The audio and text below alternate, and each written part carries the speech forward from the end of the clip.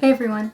I'm pretty excited for this video because we are going to be incorporating two separate parts of speech into one video, and we're going to be doing that for a couple of reasons. First, both of these parts of speech tend to be rather simplistic, and second, it's going to prevent me from two very short videos, so putting them together will make a normal size video. In today's video, we're going to be talking about articles and interjections, and the interesting thing about articles is that a lot of people tend to forget that they exist. You don't really think about them as you're speaking or as you're writing. You only really notice them if they happen to be absent. If someone's talking and suddenly forgets to use articles, you're going to notice. And same thing in any kind of text in someone's writing. If they're not using articles, it's going to look weird, and they're detrimental. They are critical to prescriptive language and modern English. Articles are a kind of word which is always used with and gives some information about a noun. It's used and critical to using English correctly. As I said, there are only 3 of these in the entire English language, and those 3 words are a, an, and the. But because people forget about them, they forget that articles is a whole part of speech by itself, they take those 3 words and try to place them under adverbs or pronouns or demonstrative adjectives, because they simply forget that there's a part of speech dedicated to just those 3 words.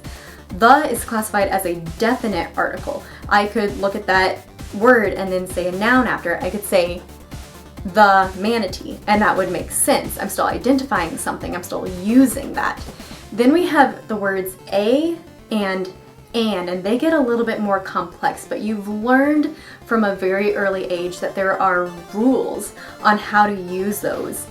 A is followed by typically a noun that starts with a consonant sound, and that oftentimes confuses people. You have to make sure that it's a consonant sound. It's not always just going to be a consonant letter, and people oftentimes miss that.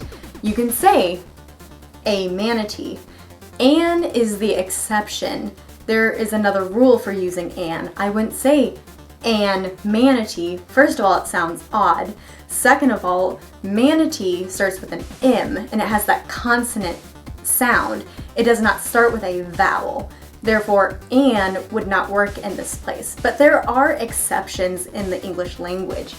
If you take a look at the word university, you're going to notice that it starts with a U, but that doesn't mean it starts with an sound. It doesn't start with a vowel sound. It starts with a consonant sound, being Y.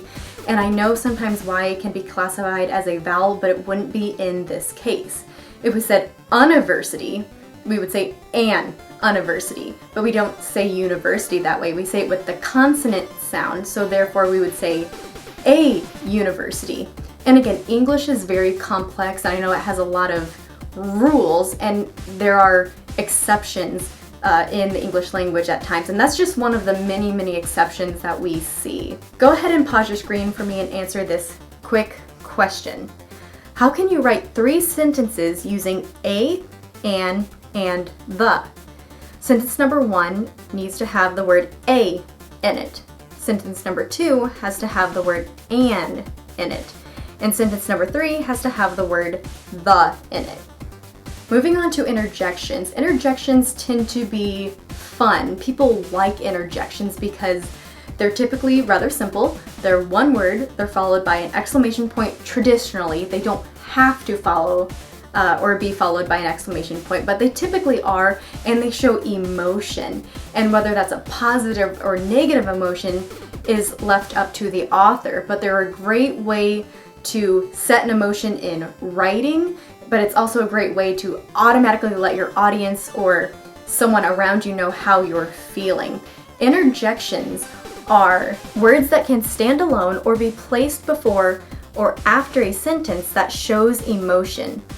Many times an interjection is followed by a punctuation mark, which is oftentimes an exclamation point, and you guys have learned this from a very early age. There are dozens and dozens of different types of interjections, and people use them all the time. I'm going to name off a few of them that I use commonly, but you could probably think of a lot more that you use in your everyday language. So some interjections that I normally use are wow, yes, uh-oh, oh, dang, yeah, help, ow, etc. And I'm not going to shout at you because that would be weird, but normally these are followed by an exclamation point or an exclamation as I'm saying them. And again, there are so many different others that you guys could think of. And I was discussing this because I guarantee at least one of you is thinking about this.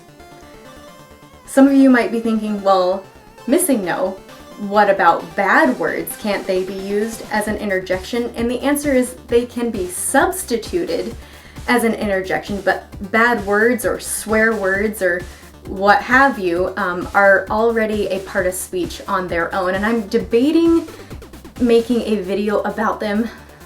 I don't know if I will yet. I might. So words like, if I cuss, would you be able to bleep it out? Maybe I won't cuss this time. All right, but words like, you know what I mean, like shoot, but it's the other word, dang, or fudge, you know. Those words can be used as an interjection because it's definitely conveying an emotion, but they're still going to be a separate part of speech on their own.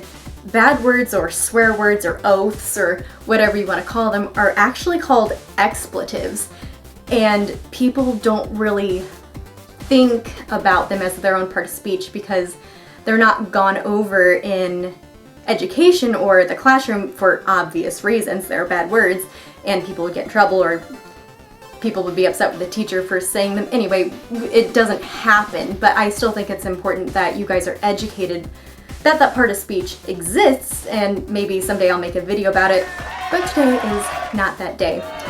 Go ahead and pause your screen and answer this last question for me. Write a sentence using at least one interjection. Now, this interjection has to be appropriate. It cannot be an expletive. Make sure you give me an interjection followed by a sentence to convey why you would be using that interjection. That's all I have for you guys today. Thank you for watching. Make sure you come into my classroom with those questions. Make sure those questions are answered, and don't be afraid to learn. Bye, guys. I forgot one more thing. You know how sometimes I use schnoz in my video to convey certain things? I forgot to use an interjection with schnoz, so I was going to say, wow, a manatee. And that's all I really wanted. I just wanted to include schnoz.